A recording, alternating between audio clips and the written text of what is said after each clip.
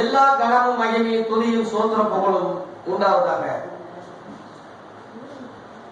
ஆசீர்வாத அப்பம் என்ற தலைப்பிலே இந்த மாலைகளிலே ராபோஜன ஆராதனையிலே உங்களோடு கூட கர்த்தருடைய வார்த்தையை பகிர்ந்து கொள்ளும்படியாய் இந்த புத்தாண்டிலே மாலை வேளையிலே கர்த்தர் கொடுத்த தயவுக்காக, கிருபைக்காக, இரக்கங்களுக்காக அவருக்கு கோடா கோடி நன்றி சொல்கிறேன்.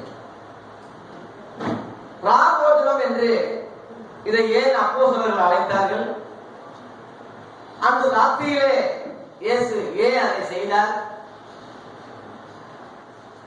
ஏதோ ஒரு சடங்காச்சாரமா இதை நாம் நினைக்க கூடாது. எத்தனையோ சபைகளில் சடங்காச்சாரமாக மாற்றிவிட்டபடினாலே என்னைக்குமே சடங்காச்சாரத்தை இயேசு செய்யவே இல்லை. சடங்காச்சாரங்களை ஒழிக்கத்தான் இயேசு வந்தார் தவிர, பாரம்பரியங்களை ஒழிக்கத்தான் வந்தார் தவிர, அவர் ஒரு பாரம்பரியத்தை செய்வாரா? மத்தேயு 15 அதிகாரம் 6ஆம் வசனத்திலே உங்கள் பாரம்பரியத்தினாலே தேவனுடைய கற்பனையை அவமாக்கி வருகிறீர்கள் என்று அங்கே சுட்டி காட்டினாரே. அதிலேயே 9ஆம் வசனத்திலே மனசுடைய கற்பனைகளை உபதேசங்களாய் போதித்து மீனா எனக்கு ஆராதனை செய்தார்கள் என்று ஏசாயா தீர்க்கதரிசி நன்றாய் சொல்லியிருக்கிறான் சொல்லி சுட்டி காட்டினாரே. அவர் ஒரு பாரம்பரியத்தை ஏற்படுத்துவாரா, தொடங்குவாரா என்று தேவ பிள்ளைகள் யோசிக்க வேண்டும். ஆகவே இந்த அப்பப்புக்குதல் நிகழ்வை ராபோஜனம் என்று ஆதி அப்போஸ்தலர்கள் அழைத்தார்கள். இன்றைய சபையில் அப்படியே அது தலைகீழா மாற்றி திருவிருந்து ஆராதனை சொல்லி மாத்திட்டாங்க. நற்கரணை ஆராதனை என்று மாற்றி விட்டார்கள். வேதத்தில் அதுக்கு எந்த ஆதாரமும் கிடையாது. நற்கரணையும் கிடையாது, திருவிருந்து என்ற வார்த்தையும் கிடையாது. ஒரு காலத்திலே நானும் எல்லாரும் போல நம்பினவன் தான், பேசினவன் தான், செஞ்சவன் தான். ஆனா வேதத்தை ஆராயும் போது, இயேசுவின் உபதேசங்களை பார்க்கும் போது, அப்போஸ்தலருடைய காரியங்களை பார்க்கும் போது ராபோஜனம் என்றுதான் அந்த நிகழ்வை அழைத்தார்களே தவிர வேற அல்ல. மத்தேயு 26ஆம் அதிகாரம் 20ஆம் வசனத்திலே சாயங்காலமான போது பன்னிருவரோடு கூட அவர் என்ன செய்தார்? பந்தியிருந்தார். கவனிங்க, சாயங்காலமான போது. எவ்வளவோ நேரம் இருக்கு, சாயங்காலத்தை ஏன் அதை செலக்ட் பண்ணணும்? யோசிச்சு பார்க்கணும். ஏன் அப்படின்னா, பஸ்கா பண்டிகை அன்னைக்கு, பஸ்கா பண்டிகைன்னு சொன்னாலே அதனுடைய அர்த்தம் ஒரு ஆடு அடிக்கப்பட்டு எகிப்து தேசத்திலே இஸ்ரேல் ஜனங்களை கொண்டு வந்த அந்த நாளை பண்டிகையாக வருஷந்தோறும் கொண்டாடுங்கன்னு சொல்லி இஸ்ரேல் ஜனங்களுக்கு கர்த்தர் சொல்லி இருந்தாரு. அந்த ஆடு அடிக்கப்பட்டு ரத்த தேய்க்கப்பட்ட வீடுகள்லாம் சாவு இல்லாம, வாழை இல்லாம காப்பாற்றப்பட்டு அவர்கள் அந்த ராத்திரியிலேயே பிரயாணப்பட்டு செங்கடல் 2ஆ பிளந்து விடுதலையாகக்கூடிய அளவுல ஒரு அற்புதம் நடந்தது. இத லேசில நீங்க மறந்துட கூடாது. மறக்கக்கூடிய சுபாவம் உள்ளவங்க பண்டிகையா கொண்டாடுங்க, அப்பதான் நீங்க மறக்க மாட்டீங்கன்னு சொல்லி கர்த்தர் இஸ்ரேல் ஜனங்களுக்கு அது பண்டிகையாவே கொண்டாடி கொண்டே வந்தாங்க. புதிய ஏற்பாடு காலத்துல வரும்போது கடைசியில அந்த ஆட்டுக்குட்டி, பஸ்காவாகிய ஆட்டுக்குட்டி நான் தான், உலகத்தின் பாவத்தை சுமந்து தீர்க்கிற தேவ ஆட்டுக்குட்டியாக யோவான் 1:29 படி நான் இந்த உலகத்துக்கு வந்தேன். இன்னைக்கு தான் அது நடக்க போகுது, நிறைவேற போகுது. அதனால அந்த ஆட்டுக்குட்டியை நினைவு கூறும்படியாய் நான் ஆட்டுக்குட்டியா வந்தேன் என்று நினைவு கூறுவதற்கு தான் அந்த சாயங்காலம் ஆன போது எகிப்தில இஸ்ரேல் ஜனங்கள் செஞ்சதை இங்கே நினைவு கூறும்படியாய் செய்யும்படியாய் அந்த நிகழ்வை கர்த்தர் சாயங்காலத்திலே ஆரம்பிச்சார். இதை ஒரு பண்டிகையாக கொண்டாடுங்க சொல்லி சொல்லப்பட்டிருக்கிறது. ஆதி அப்போஸ்தலர்கள் இந்த பண்டிகையை என்ன நிகழ்வா சொன்னாங்க? 1 கொரிந்தியர் 5ஆம் அதிகாரம்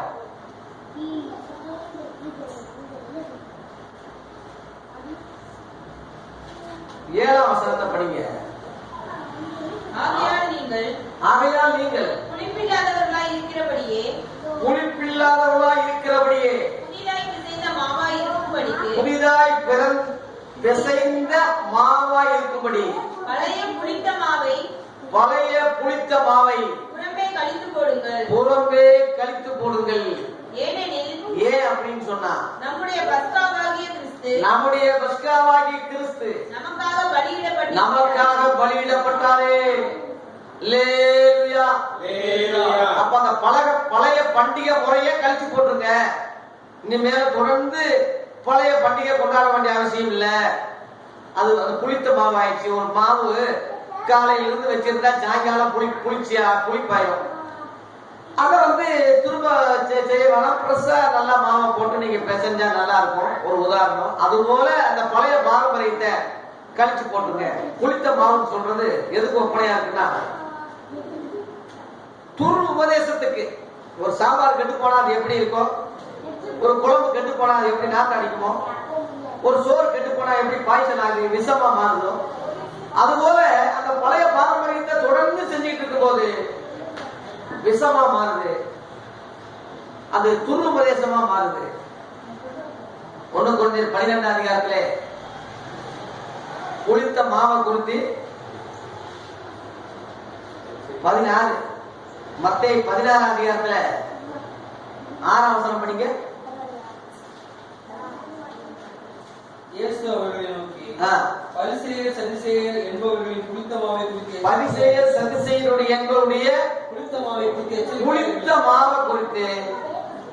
எச்சரிக்கையா இருங்கன்னு சொன்னார். பரிசேயர் சதுசேயருடைய புளித்த மாவுனா அர்த்தம் என்ன? அதுலயே 12ஆம் வசனம் படிங்க. அதுலயே 12. அப்பொழுது அவர் அப்பத்தின் புளித்த மாவை குறித்து எச்சரிக்கையா இருக்க வேண்டும் என்று அந்த மாதிரி ஒரு அர்த்தத்துல சொல்லாமல் பரிசேயர் சதுசேயருடைய என்பவர்களின் உபதேசத்தை குறித்து அப்படி சொன்னார் என்று அன்னைக்கு அறிந்து கொண்டாங்க ஆதி அப்போஸ்தலர். அல்லேலூயா. பரிசேயர் சதுசேயருடைய அந்த புளித்த மாவு என்பது பழைய ஏற்பாட்டு உபதேசம். வேதபாரகரே பரிசேயரே உங்களுக்கு ஐயோ என்று மத்தேயு 23ஆம் அதிகாரம் முழுவதும் சபிச்சாரே, சொன்னாரே, வஞ்சாரே. இன்னைக்குள்ள திருச்சபையில் அந்த வித்தியாசத்தை புரிந்து கொள்ளாதபடி 2ஐயும் போட்டு குழைப்பி சாப்பிடுறதுனால ஒரு பழைய சோறு ஒரு புது சுடு சோறு குழைப்பி சாப்பிட்டா அப்படி இருக்கும். கெட்டு போன சாம்பாரையும் ஒரு நல்ல சாம்பாரையும் குழைப்பி போட்டா நல்ல சாம்பாரும் இல்ல ஒண்ணும் இல்லாம போயிடும். அது அப்படித்தான் பழைய அந்த துரு உபதேசங்களை, புளித்த மாவை, பழைய ஏற்பாட்டை புறம்பே கழிச்சு போடு. அவருடைய பாரம்பரியங்களை சொல்றேன். தீர்க்க தரிசனங்கள் சிலது நிறைவேறிச்சு, சிலது நிறைவேற வேண்டியதா இருக்கு. அது நிறைவேறும். அதுக்காக நீ திரும்ப பழைய ஏற்பாடு போக வேண்டிய அவசியம் இல்ல. நிறைவேறும் போது நிறைவேற்றி போகணும். அதை விட பெஸ்டா அருமையா கொடுத்துருக்கிறார். புதிய ஏற்பாட்டை கொடுத்துருக்கிறேன். அதான் புதிதாய் பிசைந்த மாவு. அல்லேலூயா. இந்த நிலைமையில நீங்க பண்டிகை கொண்டாடுங்கன்னு சொல்லி பவுல் திரும்பவும் சொல்றான். அதை படிங்க. 1 கொரிந்தியர் 5ஆம் அதிகாரம் 8. ஆதலால் பழைய புளித்த மாவோட அல்ல, பழைய ஏற்பாட்டினுடைய புளித்த மாவு அந்த துருபதேசத்தோடு அல்ல. துர்க்குணம் பொல்லாப்பு என்றும் புளித்த மாவோடு துர்க்குணம் பொல்லாப்பு. அந்த உபதேசத்துக்கு பேரு பழைய ஏற்பாட்டு உபதேசம் துர்க்குணம். இயேசு பரிசேயர் சதுசேயருடைய துர்க்குணத்தை அறிந்தார். இந்த சொருப யாருடையது? இயேசுவை சோதிக்க ஒருத்தன் கேட்டான். அவனுடைய துர்க்குணத்தை அவர் அறிந்து ராயனுடைய ராயனுக்கும் தேவனுடைய தேவனுக்கும் செலுத்துங்க சொல்லி பதில் சொன்னாரு. வேதவாதரும் பரிசேயரும் யூதர்கள் முழுவதும் இயேசுவை அறிகிற அறிவுக்காக இயேசுவை தேடி வரல, கேள்வி கேட்கல. குற்றம் கண்டுபிடிப்பதற்காகவே, குறை சொல்வதற்காகவே தேடி தேடி தேடி தேடி சொல்லிட்டு தெரிஞ்சாங்களே தவிர நல்ல எண்ணத்துல இல்ல, நல்ல காரியங்கள் கிடையாது. ரொம்ப ஜாக்கிரதையா இருங்க. அவங்களோட உபதேசங்களை குறித்து எச்சரிக்கையா இருக்க. பழைய ஏற்பாடு காரியங்கள் பாரம்பரியங்களை எச்சரிக்கையா இருக்கு. 2ஐயும் போட்டு குழப்பக்கூடாது. அதனால நான் தான் அந்த ஆட்டுக்குட்டி எகிப்து வந்து உலகத்தை குறிக்கும், பார்வோன் பிசாசியை குறிக்கும், இஸ்ரேல் ஜனங்கள் தேவனுடைய மக்களை குறிக்கும், செங்கடல் பிளப்பது ஞானசானத்தை குறிக்கும், கானான் பரலோகத்தை குறிக்கும், மனாந்தரம் உலகத்தினுடைய உபத்திர வாழ்க்கையை குறிக்கும். இதெல்லாம் ஆவிக்குரிய அர்த்தங்களா இருக்கும். அதனால எழுத்துப்படி உள்ளதை நம்ம தொங்கக்கூடாது. ஆவிக்குரிய நிலைமையில இயேசு அதை ஏற்படுத்தினார். மத்தேயு 26:20 சாயங்காலமான போது அந்த பங்கி இருந்தார். சாயங்காலம், இந்த வார்த்தை கவனிங்க, சாயங்காலமே வரும். அடுத்து அந்த சாயங்காலம் அப்ப விற்கும் போது என்ன ஆயிடுச்சு? 29ஆம் வசனம் படிங்க. அதுல மத்தேயு 26. இது முதல் இந்த திராட்சைப்பழ ரசத்தை நவமானதாய் 26 மத்தேயு 26:26. அவர்கள் போஜனம் பண்ணுகையில் அவர்கள் போஜனம் பண்ணும்போது இயேசு அப்பத்தை எடுத்து ஆசீர்வதித்து அதை பிட்டு சீசர்களுக்கு கொடுத்து, நீங்கள் வாங்கி புசியுங்கள். இது என்னுடைய சரீரமாய் இருக்கிறது. என்னை நினைவு கூறும்படி இதை செய்யுங்கள் என்று லூக்காவில் சொன்னார். மார்க்கு 14:22 படிங்க. மார்க்கு 14:22. அவர்கள் போஜனம் பண்ணுகையில் இயேசு அப்பத்தை எடுத்து ஆசீர்வதித்து அதை பிட்டு அவர்களுக்கு கொடுத்து நீங்கள் வாங்கி புசியுங்கள். இது என்னுடைய சரீரமாய் இருக்கிறது என்ன. அதாவது இந்த ரெண்டு இடத்துலயுமே அப்பத்தை ஆசீர்வதித்தார் என்ற ரெண்டு இடத்துலயும் வருது. ஆசீர்வாத அப்பம் என்ற தலைப்பிலே உங்களோடு இப்ப இந்த மாலை வேளையில பேசிக் கொண்டிருக்கிறேன். ஆசீர்வதிக்கப்பட்ட அந்த அப்பம் இதை சாப்பிடுறேன்னு சொல்றாரு. அந்த அப்பம் யார் என்றால் யோவான் 6ஆம் அதிகாரத்திலே 51ஆம் வசனத்திலே சொன்னார். 6:51. நானே வானத்திலிருந்து இறங்கின ஜீவ அப்பம் நானே. இந்த அப்பத்தை ஒருத்தர் புசிக்கிறவன் என்றென்றைக்கும் பிழைப்பான், அவன் சாகவே மாட்டான். நான் கொடுக்கும் இந்த அப்பம் உலகத்தின் ஜீவனுக்காக நான் கொடுக்கும் என் மாம்சமே. அவருடைய அடையாளமா தான் திராட்சை ரசத்தை இயேசுவின் ரத்தமாக,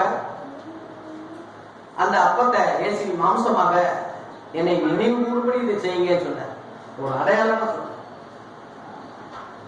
அந்த மாலை வேளையில கூடுனவங்க அந்த அப்பத்தை பிற்கும் போது அந்த நேரம் என்ன, எந்த நேரம் ஆயிடுச்சுன்னா 1 கொரிந்தியர் 11ஆம் அதிகாரத்துல 23 பவுல் சொல்றான்,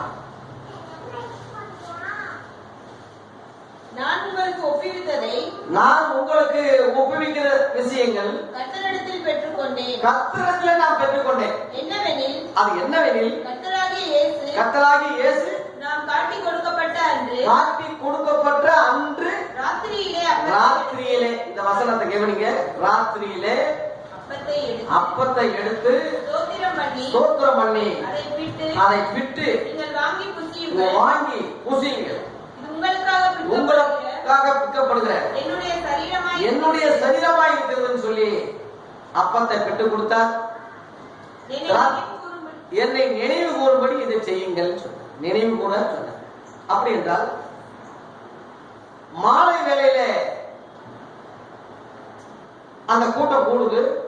அப்பம் வைக்கும் போது ராத்திரி ஆகுது. அது எப்படி? மாலையில உட்கார்ந்து எழுத்த உடனே ராத்திரி ஆயிரும். அப்ப அதுக்கு நடுவுல என்ன நடந்தது? ஒரு 6 மணிக்கு உட்கார்ந்தா ஒரு 7 மணி ராத்திரி ஆகுதுன்னு வைங்களேன். அந்த 6ல இருந்து 7 வரைக்கும் நடுவுல என்ன நடந்ததுன்னு கேட்டா, அந்த போஜனத்துல உட்கார்ந்தாங்க இல்லையா, அதுல இருந்து அப்புறம் எந்திரிச்சு என்ன செய்தார் சொல்லி யோவான் 13 இருக்கு. யோவான் 13:4 படிங்க. போஜனத்தை விட்டு எழுந்து அங்க பன்னீரோடு கூட பந்தி இருந்தாருன்னு இருக்குல்ல மாலையில, அது மாலை. அதை உட்கார்ந்த உடனே அப்புறம் எந்திரிச்சாரு. இந்த போஜனத்தை விட்டு எந்திரிச்சு என்ன செய்தார்? வஸ்திரங்களை கழற்றி வைத்து வஸ்திரங்களை கலைச்சு வச்சு ஒரு சீலையை எடுத்து ஒரு துண்டை எடுத்து அறையிலே கட்டிக்கொண்டு இடுப்புல கட்டிக்கிட்டு பின்பு பாத்திரத்தில் தண்ணீர் வார்த்து ஒரு பாத்திரத்துல தண்ணியை ஊத்தி சீசருடைய கால்களை சீசருடைய கால்களை கழுவவும் நாம் கட்டிக்கொண்டிருந்த அந்த துண்டை வச்சு துடைக்கவும் தொடங்கினார். இதுதான் அந்த இடையில நடந்த ஒரு சம்பவம். லேலுயா எந்த சபையிலையும் படிக்கிறது இல்ல, இது விளக்கம் சொல்றதும் இல்ல, இந்த பக்கமே வர்றதில்லை. அது ஒரு சாதாரணமான அப்படின்னா 4 சுவிசேஷம் இருக்கு கொடுத்துருக்கு. 4 சுவிசேஷம் சேர்த்துதான் புட்காஸ்பல். ஒரு சுவிசேஷம் கா, 2வது சுவிசேஷம் அரை, 3வது சுவிசேஷம் முக்கா, 4 சுவிசேஷம் புல் காஸ்பல். புல்லுலாம் அடிச்சுட்டான்னு சொல்றாங்க இல்லையா, உலக பிரகாரமா சொன்னாதான் நம்ம வேலை கொடுக்கணும். புல் காஸ்பல் சொல்றது 4 சேர்த்துதான். நான் உங்களுக்கு கட்டளையிட்ட யாவையும் எல்லாத்தையும் சேர்த்துதான் பூரண சுவிசேஷம் சொல்லி ரோமர் 15:19 படிங்க. 19 யோவான் 15:19. ஆதி அப்போஸ்தலர்கள் போதிச்சதெல்லாம் அரவண சுவிசேஷம் கிடையாது. நீங்கள் உலகத்தாராய் இருந்தால் இல்லம்மா, ரோமர் 15:19.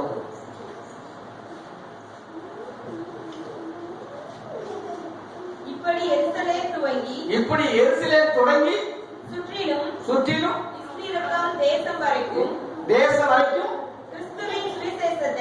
கிறிஸ்துவின் சுவிசேஷத்தை பூரணமாய் பிரசங்கித்திருக்கிறேன். கிறிஸ்துவின் சுவிசேஷத்தை எப்படி பிரசங்கித்திருக்கிறேன்? பூரணமா. அதான் புல் காஸ்பல் சொல்லணும், பூரண சத்தியம். 4 சுவிசேஷத்தையும் சொல்லணும். அப்ப இந்த ராப்போஜன ஆராதனையில லூக்காவை எடுக்கிறவங்க, மத்தேயை எடுக்கிறவங்க ஏன் யோவான் எடுக்கிறது இல்ல? இது அநியாயம் இல்லையா? கால்களை கழுவினார், எல்லாருடைய கால்களையும் கழுவினார்.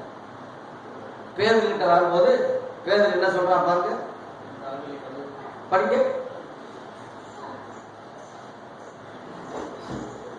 யோவான் 13 திரும்ப வாங்க, 5:6. பின்பு பாத்திரத்தில் தண்ணீர் வார்த்து சீசருடைய கால்களை கழுவவும் நான் கட்டிக்கொண்டிருந்த சீலையினால் துடைக்கவும் தொடங்கினார். அவர் சீமோன் பேதுருவினிடத்தில் வந்தபோது அவன் அவரை நோக்கி ஆண்டவரே என் கால்களை கழுவலாமா என்றார். என் கால்களை நீங்க கழுவலாமா? இயேசு அவனுக்கு பிரதித்திரமாக அவனுக்கு என்ன சொன்னாரு? நான் செய்தது இன்னதென்று இப்பொழுது நீ அறியாய். இப்பொழுது உனக்கு தெரியாது, இனிமேல் தெரியும். அறியாய் அறிவாய். இன்னைக்கு உனக்கு தெரியல, பின்னாடி தெரிஞ்சுக்கிற. இன்னைக்கு கால் கழுவுற காரியத்தை ஒருவேளை உனக்கு அறியாம இருக்கலாம், தெரியாம இருக்கலாம், இனிமேல தெரிஞ்சுக்கிற. லேலுயா. தெரியாததுனால எடுக்காதேன்னு சொல்றது பொருள் இல்ல. எடுத்துக்கிட்டே இரு, பின்னாடி அந்த ரகசியத்தை ஃபுல்லா தெரிஞ்சுக்கிறது. சொல்றது கர்த்தர் இல்ல, செய்ய சொல்றது கர்த்தர் இல்ல, மனுஷன் கிடையாது. இன்னைக்கு உனக்கு தெரியாது, மேல தெரிஞ்சுக்கிறேன். திரும்ப அவன் என்ன சொல்றான்? அவன் பேரு புத்தி கொண்ட, அதை அதிகமா மாயாடி பேசுறவன். அவன் என்ன சொல்றான்? பேதுரு அவரை நோக்கி, திரும்ப பேதுரு என்ன சொல்றான்? ஒரு காலம் என் காலை, ஒரு காலம் பாருங்க, கட்டம் ரேட்டா பேசுறான். ஒரு காலம் என் காலம் என்ன செய்யக்கூடாது? நீங்க போய் என் காலம் போய் கழுவலாமா? என்ன ஆண்டவரே, நீங்க எப்படிப்பட்டவரு, எப்படி மகத்துவமானவரு, எத்தனை அற்புதம் செய்தவரு, அடையாளம் செய்தவரு. தண்ணியில நடக்கிறீங்க, தண்ணிய ரசமா மாத்துறீங்க, இறந்தவங்க உயிரோடு எழுப்பிட்டு இருக்கீங்க. இப்படிப்பட்ட உலக ரட்சகர் தேவகுமார் சொல்லிட்டு இருந்து என் காலம் போய் நீ கழுவலாமா? ஒரு காலம் திட்டமா சொல்றான். ஒரு காலம் அவன் அறிவு, அவன் புத்திக்குத்தான் அவன் பெரியாளா இருந்தான்.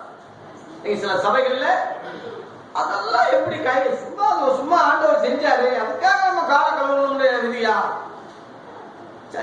அவன் கால போய் நம்ம கழுவிட்டு என்ன அசிங்கமா இருக்கு. அவன் அறிவு, அவன் திறமைக்கு, அவனுடைய மூளைக்கு அது அருவருப்பா தெரியுது, அது கஷ்டமா தெரியுது. பேதுருக்கு அப்படித்தான் இருந்தது. இவ்வளவு சக்கரப்படுறானே, சரி விடுப்பா, சரி பார்த்துக்கிறோம் விட்டாரா? என்ன சொன்னாரு ஆண்டவர்? இயேசு அவனுக்கு பிரதித்திரம், இயேசு அவனுக்கு என்ன சொன்னார்? நான் உன்னை கழுவாவிட்டா, நான் உன்னை கழுவாவிட்டா என்னிடத்தில் உனக்கு பங்கு என்கிட்ட உனக்கு கட்டம் டேட்டா இவரும் சொல்றாரு. நான் உன்னை கழுவாவிட்டா எனக்கு உனக்கு என்ன இல்ல, பங்கே கிடையாது. கடினமாவே சொல்றாரு. என்ன ஒரு சாதாரண விஷயமா இருந்தா இப்படி சொல்ல மாட்டார்ல. சாதாரண விஷயத்துக்கு இவ்வளவு கண்டிஷன் போட மாட்டாரு. உனக்கு எனக்கு பங்கே கிடையாது போடான்னு சொல்றாருன்னா எவ்வளவு பெரிய விஷயம் சொல்றாரு. இது ஒரு பாரம்பரியம் அல்ல, அல்லது சரி மாத்திக்கிறோம், சரி சரி சரி அப்படி உள்ள விஷயம் இல்லை. ரொம்ப முக்கியமான விஷயமா இருக்கிறதா இயேசு கிறிஸ்து சொல்றார். இயேசு கிறிஸ்து என்னைக்குமே விளையாட்டு பொருளா வாஞ்சகம் இல்லாம ஏதோ தெரியாம செஞ்சா இப்படிப்பட்டவரே அல்ல இயேசு. இயேசு அப்படி நினைக்காதீங்க. இவ்வளவு ஒரு நிகழ்ச்சி 13ஆம் அதிகாரம் முழுவதும் கடைசி வரைக்கும் நடக்குதுன்னா சும்மா விளையாட்டாது. யோசிக்க வேணாமா? உடனே பேருக்கு பயந்துட்டான். ஐயோப்பா இதுக்கெல்லாம் இவ்வளவு கடினமா, பங்கே கிடையாதுன்னு சொல்றாரு சொல்லி என்ன சொல்றான்? அதுக்கு சீமோன் பேர் என்ன சொல்றான்? ஆண்டவரே காலம் கழுவுறதுக்கு இவ்வளவு பேசுறீங்க, இது மட்டும் இல்ல என் கைகளையும் என் தலையையும் இது பாருங்க மிஞ்சின நீதி. கால கழுவுனா ஒண்ணு சரியானவரேன்னு சொல்லி ஒப்பு கொடுத்துடணும். காலம் மட்டும் அவருக்கே ஒரு ஆலோசனை கொடுக்குறான். காலம் மட்டும் கழுவாங்க, கையும் கழுவுங்க, மண்டையும் கழுவுங்க, முழுசா எனக்கு கழுவி கொடுக்கல. இது ரொம்ப ஓவர்ல உருவம் மிஞ்சின சீஜ மாதிரி. அப்ப அதுக்கும் பொறுமையா சொல்றாரு பாருங்க பதில். அதுக்கு என்ன பதில் சொல்றாரு? இயேசு அவனை நோக்கி முழுகினவன் தன் கால்களை மாத்திரம் கழுவப்பட வேண்டியதாக இருக்கும், மற்றபடி அவன் முழுவதும் சுத்தமா இருக்கிறான். லேலுயா. முழுகினவன் யாரு? முழுக்கு ஞானஸ்தானம் பெற்றவன், தெளிப்பு ஞானஸ்தானம் பெற்றவன் கிடையாது. முழுகினவன் சொல்றது தண்ணியில முக்கி எந்திரிக்கிறவன், அதுதான் முழுகன். இப்படிப்பட்ட அந்த முழுகனவன், முழுகன் சொல்றது ஆதார வசனம் இருக்கான்னு சிலர் கேட்கிறாங்க. இருக்கு, தண்ணீர் முழுக்கு அப்படின்னே வசனம் போடு. எபேசியர் 5:26. எபேசியர் 5:26 பாருங்க. தாம் அதை திருவசனத்தை கொண்டு தண்ணீர் முழுக்கினார். கவனிங்க, தண்ணீர் முழுக்கினால் சுத்திகரித்து பரிசுத்தமாக்குறதுக்கு கரைதிரை முதலான யாவையும் ஒன்றும் இல்லாமல் பரிசுத்தமும் உலகத்துமான மகிமையுள்ள சபையாக தமக்கும் நிறுத்திக் கொள்வதற்கு தம்மை தாமே அதற்கு ஒப்பு கொடுக்க. ஒரு சபையை பரிசுத்தமா நிறுத்துறதுக்கு இவ்வளவு தியாகம் இயேசு பண்ணி இருக்கிறாரு. அதுல ஒரு விஷயம் தண்ணீர் முழுக்கு ஞானசானம். சும்மா சாதாரணமா ஜனகச்சாரா எதையும் செய்யல. ஞானசானம் கொடுக்க சொன்னது எல்லாரும் போல ஜனகச்சாரம் கிடையாது, கட்டளை ஆர்டர். அதனாலதான் அவரே எடுத்தார். அவர் எடுக்க வேண்டிய அவசியமே இல்ல, அவரே எடுத்தார். ஆண்டவரே என்ன நீங்க போய் என்கிட்ட எடுக்கிறீங்க, இடம் கொடுப்பான்னு சொல்றேன். எல்லா நீதியும் நிறைவேற்றுவது நமக்கு ஏற்றது, இடம் கொடு. அவர் எடுத்தே எடுக்காம இருக்கான்னா, அவர் எடுக்காம இருந்திருந்து எல்லாரும் எடுக்கன்னு சொல்லியிருந்தா இயேசு எடுக்கலன்னு சொல்லியிருப்பாங்க. அதனால தண்ணீர் முழுக்கு, இதுக்கு பேரு மறுஜென்ம முழுக்குன்னு தீர்த்து 3:5 இருக்கு.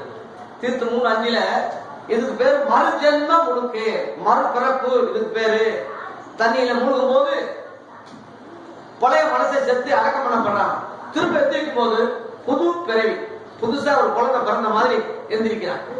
அதான் ஒருவன் மறுபடியும் பெறாவிட்டால் தேவனுடைய ராஜ்யத்தை காண மாட்டார் என்று, ஜலத்தினாலும் ஆவியினாலும் மறுபடியும் பெறாவிட்டால் பிரவேசிக்க மாட்டான்னு சொல்லி யோவான் 3ஆம் அதிகாரத்திலே 5ஆம் வசனத்திலே நிக்கோதேமு என்ற இஸ்ரவேலின் பெரிய போதகருக்கு சொல்றாரு.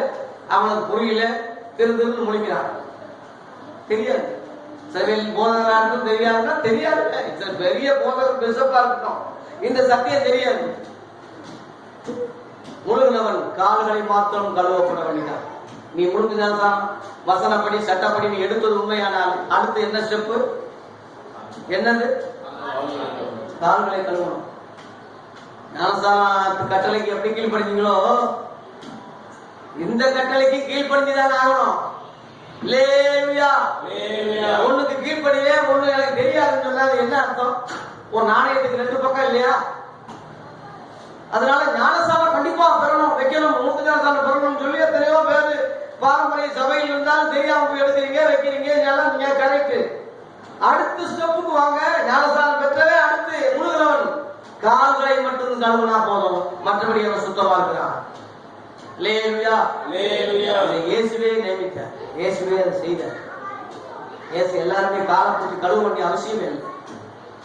இயேசு அதை செய்தார். ஞானஸ்நானத்தை எப்படி அவர் செய்தாரோ அதுபோல இந்த விஷயத்தையும் அவரே இறங்கி செய்தார். செஞ்சுட்டு உட்கார்ந்துட்டு ஒரு வார்த்தை சொல்றாரு.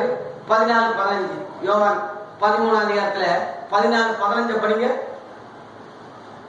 ஆண்டவரும் போதகருமாகிய நானே உங்கள் கால்களை கழுவினதுண்டானால் நீங்களும் ஒருவருடைய கால்களை ஒருவர் கழுவ கடவீர்கள்.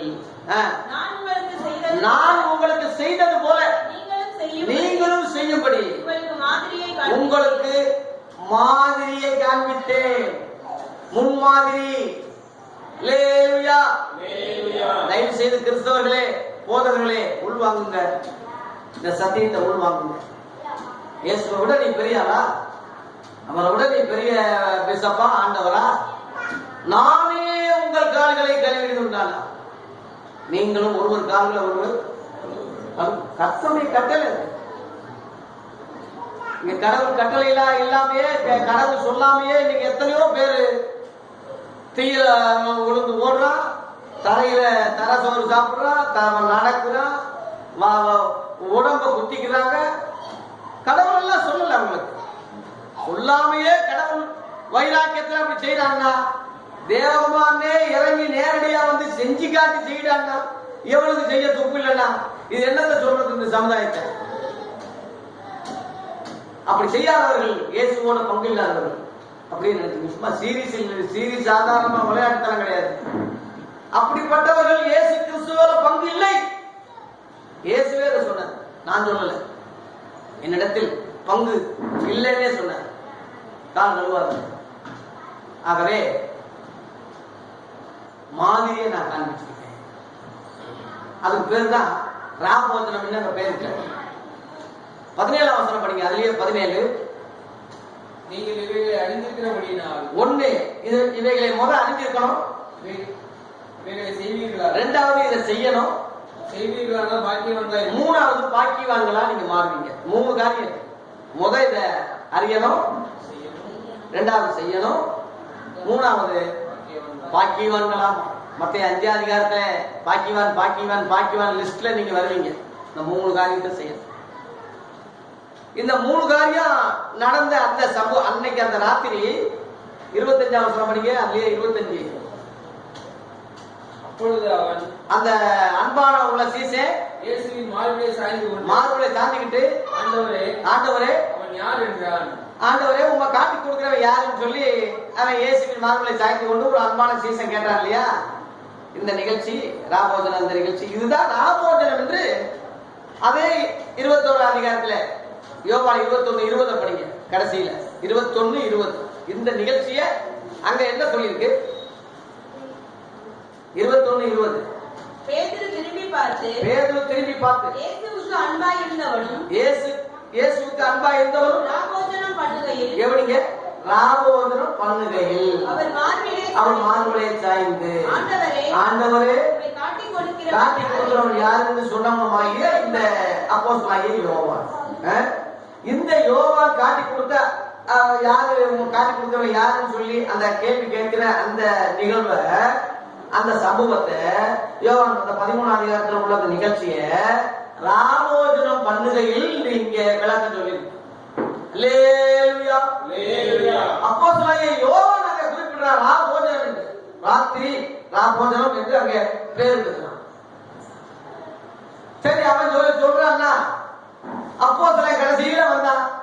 பவுல் அப்போஸ்தலன் அவன் சொன்னானா அப்படின்னு கேட்டா அவன் சொன்னான். இதே நிகழ்ச்சியை ராபோஜனம்னே சொன்னான். 1 கொரிந்தியர் 11:21. இப்படி செய்கிறது கர்த்தருடைய ராபோஜனம் பண்ணுதல் அல்லவே. ராபோஜனம் பண்ணுதல் என்ற வார்த்தை அங்க வருது. எப்படி செய்வதுன்னா, அதாவது சாயங்காலத்துல எல்லாரும் வந்து இப்ப சாயங்காலம் வைக்கிறோம்ல, எல்லாரும் அவன் கட்டுச்சோரை கட்டிட்டு வருவான் போட்டு வந்துட்டு ஆராதனை முடிச்ச உடனே சாப்பிட்டுட்டு ஐக்கியமா சாப்பிட்டுட்டு ஜெபம் பண்ணிட்டு அதுக்கு தான் நம்ம ஒரு நிபுணர் ஏற்பாடு பண்ணிருக்கோம். சாப்பிட்டு போவோம். அன்னைக்கே அவங்க அந்த வசதி இல்லாதனால அவங்க முடிஞ்ச அளவுல கொண்டு வந்திருக்காங்க.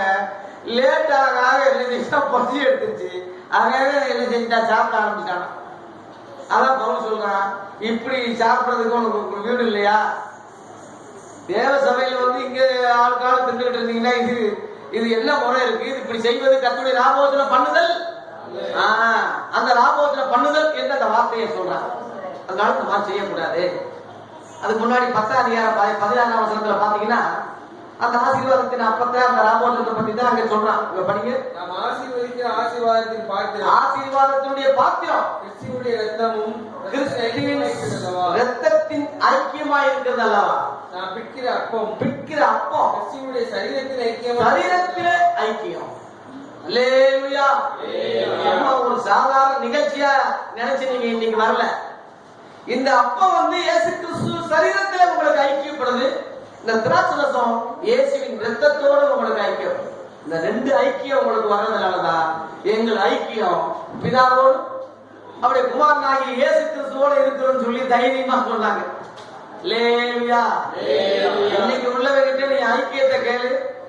எங்கயா ஐக்கியம் வச்சிருக்குன்னா, பெங்களூர்ல எங்கள் ஐக்கியம் இருக்கு, வெளிநாட்டுல இருக்கு, அமெரிக்காவில் ஐக்கியம் இருக்கு, ஹைதராபாத்ல வச்சிருக்கோம். உலகத்துல அழிஞ்சு போற உலகத்துல ஐக்கியம் சொல்லிட்டு இருப்பான். ஆனா இங்க என்ன போட்டிருக்குன்னா, எங்களுடைய ஐக்கியம் பிதாவோடு அவருடைய குமாரனாகிய இயேசு கிறிஸ்துவோடு இருக்கு. அதனால நீங்களும் எங்களோட ஐக்கியமா இருக்கும்படி நீங்க என்கிட்ட வாங்கன்னு சொல்லி கூப்பிடுறாங்க. அதனாலதான் நாம இயேசுவ தலைவர்னு சொல்றோம். நமக்கு உலகத்துல எவனும் தலைவர் கிடையாது. பிஷப்போ, ரெவரண்டோ, பாஸ்டரோ, போப்போ, எந்த நாயும் கிடையாது. இந்த உலகத்துல இயேசுவோட இணைக்க முடியாது. இயேசுவே தலைவர், தலைமை இடம் பரலோகம். இதுதான் உண்மை. இதுக்கு மறுத்து எவனாவது பேச முடியுமான்னு கேட்கிறேன். ஆவிக்குரிய ரீதியில இதுதான். ஏன் இந்த நாயின்னு ஏன் சொல்றேன்னா, பிலிப்பியர் 3:2 நாய்களை குறித்து எச்சரிக்காதீங்கன்னு பவுல் சொன்னானே, அந்த நாயை தான் நான் சொல்றேன். இன்னைக்கு அந்த நாய் கள்ள சகோதரர்கள் போட்டிருக்கு. ஒரு ஆர்எஸ்எஸ்காரன் நம்பலாம், ஒரு இந்து முன்னணியை நம்பலாம் போட்டிருக்கு. இன்னைக்கு உள்ள திருச்சபைகள் எல்லாம் கெட்டு நாசமாக்கி சபைகளை கெடுத்து இந்த உபதேசத்தை எவனுக்கு சொல்லி கொடுக்காம சொல்றவனையும் நம்மள திட்டிக்கிட்டு இதெல்லாம் தேவையான்னு சொல்லி செய்யறவனையும் செய்ய விடாம செய்கிற இந்த அயோக்கியில எப்படி அழைக்கிறது? இயேசு சொன்னாரியா, செஞ்சாரியா, செய்ய சொன்னாரியா, வர்ற வரைக்கும் செய்யுங்கன்னு சொன்னாரியா? 2 தடவை ராபோதனம் இருக்கு. இந்த வார்த்தை எங்க உங்க சபையில எங்க சொல்லுங்க? இந்த ராபோதனம் என்ற வார்த்தையே எடுத்துட்டீங்களே, இது என்ன அர்த்தம்? ஒரு எழுத்தாயும் கூட்டக்கூடாது, குறைக்க கூடாதுன்னு நீ தானே சொல்ற. இவ்வளவு பெரிய அதிகாரத்தை எடுத்துட்டீங்களே. யோவான் 13 அதிகாரமே காணாம, ராபோதன ஆராதனையில கிணறையே காணாம ஒருத்தன் கம்ப்ளைண்ட் கொடுத்த மாதிரி இல்ல இருக்கு. இப்ப இது 13 அதிகாரம் எங்க போச்சு? தயவு செய்து ஜாதி ஒழிய, உயர்வுதால் ஒழிய, ஏழை படைக்காரன் ஒழிய இந்த கால் கழுவுதலை கண்டிப்பா செய்யுங்க. எல்லா சபைகளும் செய்யுங்க. போதகர் ஆண்டவருமாகி நானே இவைகளை செய்கிறேன். ஏன் அந்த நிகழ்ச்சியை செஞ்சார்னா, சீசன் ஒருவருக்குள்ள சண்டை நடந்துட்டு இருந்துச்சு. நான் தான் பெருசேன், நான் தான் பெரியவன், நான் தான் பெரியவன், நான் தான் முதல் வந்தவன், நான் தான் 2வது சொல்லி அவங்களுக்குள்ள சண்டை ஏசுக்கு காதுல வந்துருச்சு. இந்த காரியத்தை கண்டினியூ பண்ணக்கூடாது. பின்னாடி நம்ம இருக்கும் போதே இந்த கேள்வி நான் இல்லாத நேரத்துல ரொம்ப பெருசாகிடக்கூடாதுன்னு சொல்லி இன்னைக்கே ஒரு முடிவு கட்டணும்னு ஏசு அதை செய்தார். கால்கள் ஒருவருக்கொருவர் கால்கள் இப்படி செஞ்சுட்டா ஆணவம், அகராதி, பெருமை, மேட்டிமை இருக்காது. ஒருவருக்கொருவர் எல்லா சகோதரர்களும். உன் கால அவன் கழுவு, அவன் கால நீ கழுவு. ஒண்ணுக்கு சமம் தான். உயர்வு தாழ்வு, ஏழை பணக்காரன், அந்த உயர்வு தாழ்வு அந்த இதே கிடையாது. அப்படித்தான் இயேசுவை இது பண்ண. அதுதான் முன்னோடியா போகிற ஆண்டவர் என்னை சொல்றீங்கல்ல, நானே இதை செய்யறேன். முதன்மையா உள்ளவன் பணிவடக்காரனா நான் மாறினேன்னு சொன்னேன். எவ்வளவு பெரிய அருமையான நிகழ்வு. திருச்சபையில் ஏன் அதை விட்டுட்டாங்க? இந்த ராபோதனம் இந்த வார்த்தையே விட்டுட்டாங்க. பவுலும் அதை சொல்றான். ராபோதனம் சொல்லும் போது சொல்றான், உங்களிடத்துல நான் ஒப்புவித்ததை கர்த்தரிடத்தில் பெற்றுக்கொண்டேன். நான் என் சுயமா சொல்லல, அவர் எனக்கு கொடுத்ததை நான் உங்களுக்கு சொல்றேன். அது என்னவென்றால், கர்த்தராக இயேசு காட்டி கொடுக்கப்பட்ட அன்று ராத்திரியில, அந்த ராத்திரி என்ற வார்த்தை தான் ராபோஜனம்னு சொல்றாங்க. இந்த போஜனத்தை சாதாரணமா நம்ம நினைக்க கூடாது. யூதர்களுக்கு சொன்னாங்க, ஏயா நீ என்ன பெரிய ரட்சகரு தீர்க்கதரிசின்னு சொல்லிட்டு இருக்க, எங்க மோசே வனாந்தரத்திலேயே அப்பா கொடுத்தாலே நீ என்ன பெரிய ஆளான்னு சொல்லி கேட்கிறான். யோவான் 6 அதிகாரம் எடுங்க. யோவான் 6 அதிகாரம் அவங்களுக்கு சொல்ற பதில் தான் இந்த விஷயங்கள்லாம். யோவான் 6:31 படிங்க. 31, 32. வனாந்தரத்திலிருந்து அப்பத்தை புசிக்க கொடுத்தார் என்று எழுதியிருக்கிறபடி நம்முடைய பிதாக்கள் வனாந்தரத்திலே மன்னாவை புசிச்சாங்களே, அப்படி போட்டிருக்கல, நீ என்ன பெரிய போதனை பண்ணிட்டு இருக்க வச்சுக்கிட்டு இருக்க அப்படி சொல்லும் போது இயேசு அதுக்கு என்ன பதில் சொல்றாரு? இயேசு அவர்களை நோக்கி, வானத்திலிருந்து வந்த அப்பத்தை மோசே உங்களுக்கு கொடுக்கல,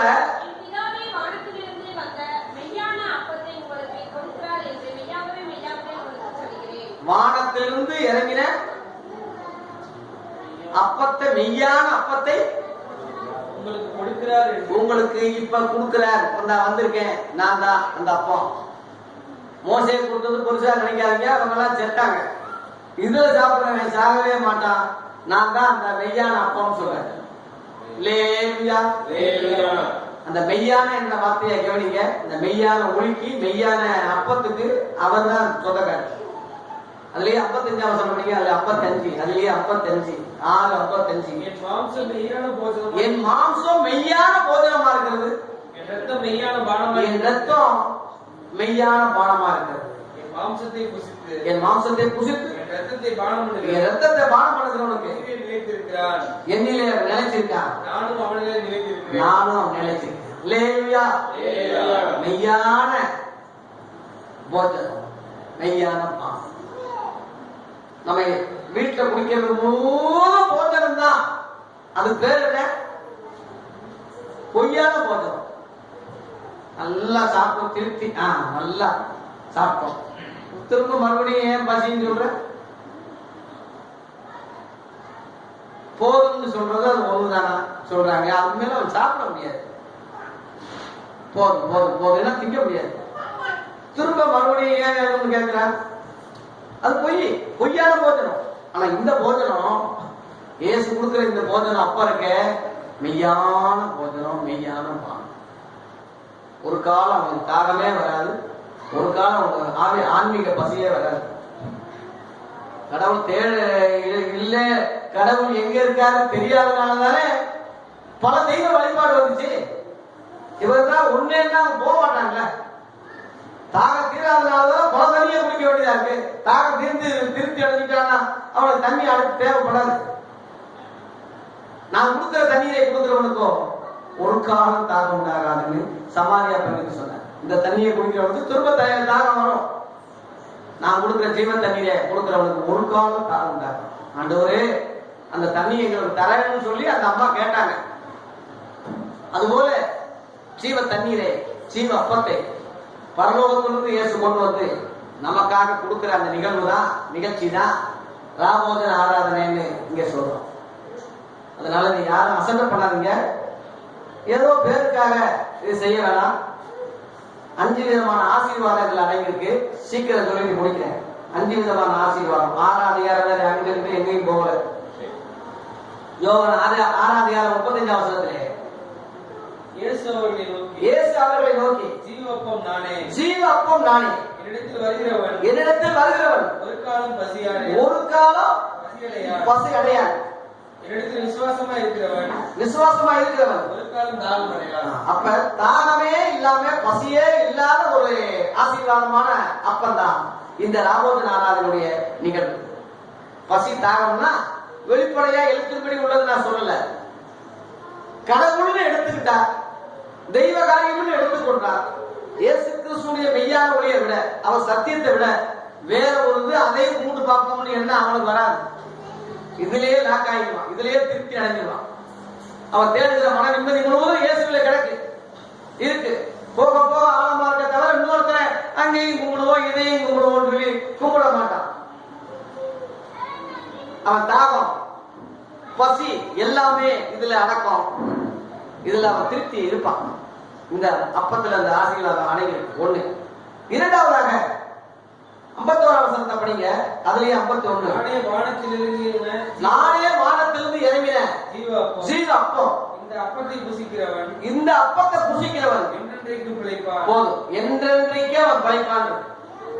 இப்ப நம்ம எத்தனையோ பேர் சாகுறாங்க, நம்ம எல்லாம் சாகுறோம், அதை சொல்லல.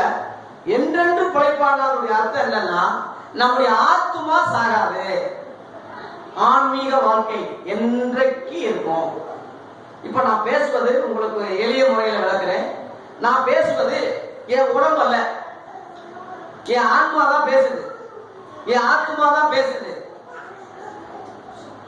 நீங்க கேட்கிறது உங்க ஆன்மா தான் கேட்டுக்கிட்டு இருக்கு. அது நல்லா புரிஞ்சுக்கீங்க. உங்க உடம்பு கேட்கல, உங்க காது கேட்கல. நீங்க ஒரு பொம்மை மாதிரி உட்கார்ந்துட்டு இருக்கீங்க. உருவமா இன்னைக்கு ஒரு உடம்பு இருக்கு, அதுக்கு உடம்பு மறைக்கிறதுக்கு ஒரு சட்டையை போட்டு இருக்கீங்க.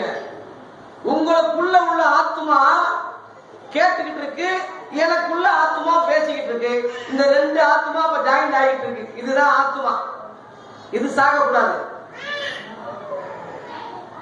ஒருத்தன் செத்துட்டான்னா, மண்டைய போட்டான்னா, அவங்களை அறியாமலே அப்பா அம்மாவை சுற்றி பிள்ளைகள் அழுகிற விதத்தை, சொந்தக்காரங்க உறவினர்கள் அழுகிற விதத்தை நல்லா நீங்க நல்லா கவனிச்சீங்கன்னா, அவங்களை அறியாமலேயே அவங்க சில உண்மைகள் சொல்றத நீங்க அறியலாம். எப்படின்னா, நேற்று தான் நல்லா இருந்தாரு, போயிட்டாரு. அப்பா எங்களை எல்லாம் விட்டுட்டு போயிட்டீங்களே, அம்மா எங்களை எல்லாம் விட்டுட்டு போயிட்டீங்களேன்னா எங்கடா போயிட்டீங்க? இப்பதான் விழுந்து நீளமா கிடக்குறாருல, போயிட்டீங்க ஏன் சொல்றீங்க? படுத்துதான இருக்காரு. இவர் எங்க அப்பா இல்ல, எங்க அப்பா போயிட்டாரு. அப்ப இவர் அப்பா இல்லையா? இல்லன்னே சொல்றானே. அப்பாவா இருந்தா தீல போய் பொதுக்குவானா, இல்ல மண்ணுல போட்டு புதைப்பானா? ஒரு தகப்பன் அப்படி செய்வானா? தகப்பன் கிடையாது. தெரியுதா? பாடி செத்து போன அந்த உடம்ப அவர் இவர் சொல்ல மாட்டாங்க. அது இது போனோம் பாடி. அப்ப அவர் எங்க? அவர் போயிட்டாரு. எங்க போயிட்டாரு அதான தெரியல. அதுதான் ரகசியம். அதுதான் இயேசு வந்து சொன்னாரு, லேலுயா, இந்த அப்பத்தை புசிக்கிறவன் என்றென்றைக்கு அவன் பிழைப்பான். ஆதாம பார்த்து சொன்னாரு, இதை புசிக்கும் நாளிலே சாகவே சாவாய். அது அவங்க 2:17 ஒரு கட்டளை கொடுத்தாரு. இந்த பழத்தை புசிக்கிற நாள்ல சாகவே 1 சாவாய், 2 சாவு சொன்னார். புசித்த நாளிலே அவன் செத்தானா? அது அவன் 5ஆம் அதிகாரத்துல 930 வருஷத்துல இருந்து அவன் செத்தான் இருக்கு. 5:5 இருக்கு. அப்ப புசித்த நாளிலே சாவான்னு சொன்னாரு. பொய் ஆயிடுச்சு சொல்லி நீ குழம்பாட. புசித்த நாளிலே செத்தது ஆத்மா. அடுத்து சரீரத்துல செத்தான். 2 சாவு ஏன் சொன்ன மாதிரியே நடந்துச்சு. பிசாசு போய் சொன்னா, நீங்க சாகவில்லை பொய் சொன்னா அது நம்புறாங்க. நீங்க உலகம் பொய்யத்தான் நம்புதே தவிர மெய்ய நம்பல.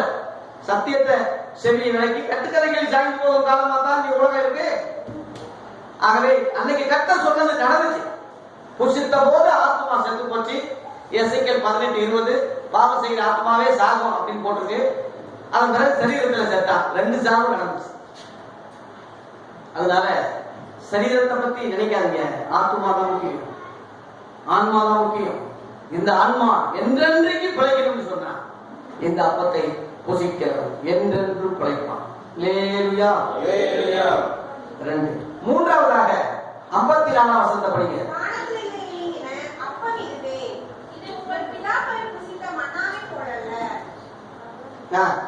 அவர்கள் மரித்தார்களே, இந்த அப்பத்தை புசிக்கிறவனோ என்றென்றைக்கு பிழைப்பான் என்றார்.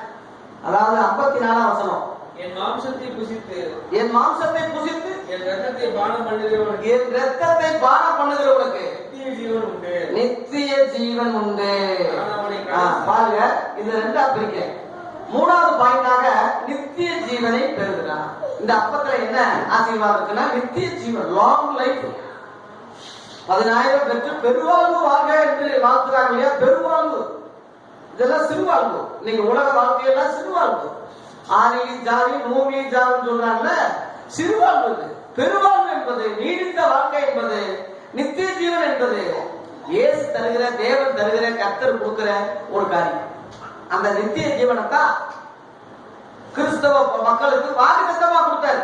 நீங்க புத்தாண்டு வாக்குத்தத்தம்னு எதையோ சொல்லி ஏமாத்திக்கிட்டு இருக்கான். சோசிய மாதிரி குறி மாதிரி சொல்லி. ஆனா வாக்குத்தத்தம் இன்னைக்கு நான் சொல்றேன், அப்போஸ்தலர் சொன்னாங்க, அதையே நான் சொல்றேன். வாக்குத்தத்தம் 1 யோவான் 2:25. 1 யோவான் 2:25 நித்திய ஜீவனை அளிப்பேன் என்பதே அவர் நமக்கு செய்த என்பதே என்பதும் சொல்றது அடிஷனலா போயிடும். அப்படி இல்ல, என்பதே இதுதான் தேவனுடைய வாக்குத்தத்தம். என்ன? நித்திய ஜீவனை அளிப்பேன் என்பது. அதுதான் பொய் உரையாத தேவன். தீத்து 1:3 படிங்க. தீத்து 1:3 ஆதி முதல் தீத்து 1:3 நம்முடைய பிதா தீத்து 1:3 பொய்யுரையாத தேவன் ஆதிகாலம் முதல் கொண்டு நித்திய ஜீவனை குறித்து இதுதான் ஆதி முதல் கொண்டு ஆண்டவர் கொடுத்த அந்த வாக்குத்தத்தம். பொய்யுரையாத தேவன் கொடுத்த வாக்குத்தத்தம் நித்திய ஜீவன் தான். மனுஷன் உலகம் முழுவதும் ஆதாயப்படுத்திக் கொண்டாலும் தன் ஜீவனை நஷ்டப்படுத்தினா அவனுக்கு என்ன லாபம்? உலகம் முழுவதுக்கும் அம்மானி மாதிரி பெரிய பணக்காரன் கோடீஸ்வரன், அதனால பரவ போக முடியுமா? ஆண்டவரே பூமியில இவ்வளவு இருக்கு, எனக்கு இந்த வாசலை திறந்து விடுறாங்க முடியுமா? அங்க போக முடியுமா? கொஞ்ச கால வாழ்க்கையா? இந்த வாழ்க்கைக்கு இவ்வளவு ப்ரிப்பேர் பண்றீங்க. நீடித்த வாழ்க்கைக்கு நீ என்ன சம்பாதிச்சு வச்சிருக்க? நீ என்ன செய்ய போற? என்ன செஞ்சு வச்சிருக்க? இனிமேலையாவது என்ன செய்ய போற என்பதுதான் கேள்வி. அதனால அறிவாளியா நடந்து கொள்வதற்கு ஒரே காரியம், நித்திய ஜீவன் நம்ம பெறான்ல, அதுதான். இதெல்லாம் கொஞ்சம் வாழ்க்கை. இத போய் நம்பிக்கிட்டு ஏமாந்து போயிடாருங்க. அதனால நித்திய ஜீவனை பெறுகிறார். இந்த அப்பத்தின் ஆசீர்வாதத்துல 3வதாக நித்திய ஜீவனை பெறுகிறார். 4வதாக அதுலயே போட்டிருக்கு, நான் அவனை கடைசி நாளில் எழுப்புவேன். கடைசி நாள்னா ரகசிய வருகையில இமை பொழுதுல கர்த்தர் சபை எடுக்கும் போது கிறிஸ்துக்குள் மரித்தவங்க முதலாவது எந்திரிக்கிறாங்க இல்லையா? அவன் எழுப்புறதே இயேசுதான் சொல்லி, கடைசி நாள்ல அவனை நான் எழுப்புவேன். அல்லேலூயா. மற்றவங்க எல்லாம் நியாய தீர்ப்புல எழுப்புவாங்க, அது முக்கியம் இல்ல.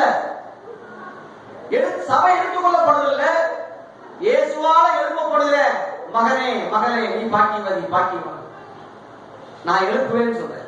இந்த அப்பத்துல இவ்வளவு ஆசீர்வாதம் இருக்கியா? கடைசியில சொல்லி முடிக்கிறேன். 5வதாக 56 வசனம். அதுலயே என் மாம்சத்தை புசித்து என் ரத்தத்தை பானம் பண்ணுகிறவனுக்கு என்னிலே அவன் நிலைச்சிருக்கிறான்.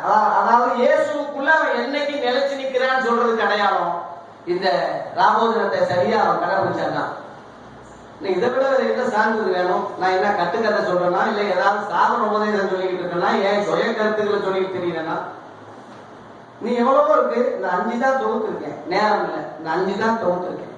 அதனால இயேசுக்குள் நான் இருக்கிறேன்னு சொல்றதுக்கு அடையாளம் ராமோதரத்தை முறையா கால்களை கழுவி இயேசு சொன்ன மாதிரிய ஒருத்த பின்பற்றுவானா இத்தனை ஆசீர்வாதம் இந்த மன்னாவில மறைந்திருக்கிறது. இதுதான் ஆசீர்வாதம் அப்பம் என்ற தலைப்புல உங்களுக்கு சொன்ன விளக்கம். இந்த புத்தாண்டுல அழிஞ்சு போன ஆசீர்வாதங்களுக்காக நாடி தேடுகிற ஓடுகிற அவல நிலைகளை மறந்து மாற்றி ஆசீர்வாதமான அப்பமாகிய இயேசு கிறிஸ்துவை உட்கொண்டு ஜீவ அப்பத்தை உட்கொண்டு விளையேறப்பட்ட ஜீவ தண்ணீரை குடித்து இந்த நித்திய ஜீவனை பெறுவோம். பசி தாகம், ஆன்மீக பசி தாகம் இல்லாம வாழ்வோம். என்றென்றைக்கு கிடைப்போம். நித்திய ஜீவனை அடைவோம். வருகையிலே சபை எடுத்துக் கொள்ளப்படும் போது கடைசி நாளிலே இயேசுவால எழுப்பப்படுவோம். இயேசு கிறிஸ்துக்குள் என்றும் புது சிருஷ்டியாய் வாழ்வோம். 5 விதமான ஆசீர்வாதங்களை இந்த ஆசீர்வாத அப்பம் என்ற இந்த ராபோஜன ஆராதனையில அடங்கியிருக்கிறது. கர்த்தர் இதை பெற்று வாழ இந்த புத்தாண்டுல உங்களை நான் வாழ்த்துகிறேன். கர்த்தர் நம்மை ஆசீர்வதிப்பாராக. ஆமென்.